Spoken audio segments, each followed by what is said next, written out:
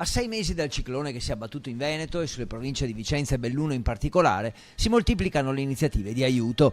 In quei giorni la provincia di Padova aveva messo in campo oltre 250 squadre di volontari, soprattutto per la distribuzione dei sacchi di sabbia e il monitoraggio degli argini. In provincia di Belluno, nei giorni successivi, i volontari avevano tagliato gli alberi abbattuti lungo le strade, sgomberato le aree a rischio e dato supporto ai vigili del fuoco, specie per la copertura provvisoria degli edifici scoperchiati dalla tempesta. Oggi la ricostruzione è partita con l'aiuto di tutti. In questo momento la ricostruzione è molto complicata, soprattutto in riferimento anche alle persone, alle famiglie che hanno dovuto lasciare le loro case per un lungo periodo, che ancora fanno fatica a rientrare, che hanno bisogno anche di un sostegno economico e quindi abbiamo creato un fondo che si chiama Fondo Welfare che ha questo obiettivo.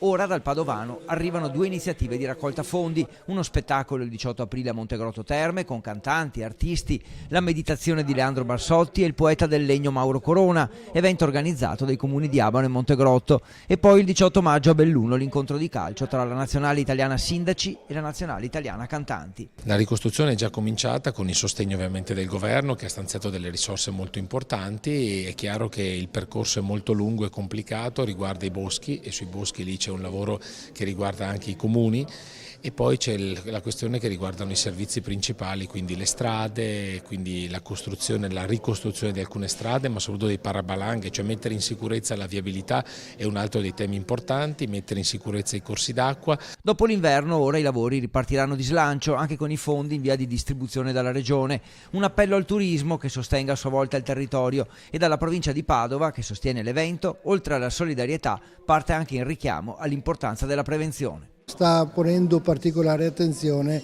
ai corsi d'acqua che negli anni passati hanno creato non poche difficoltà. Con la Regione stiamo facendo tutti gli interventi necessari e anche con i sindaci, perché delle volte bisogna fare pianificazione urbanistica che tenga conto del nostro territorio.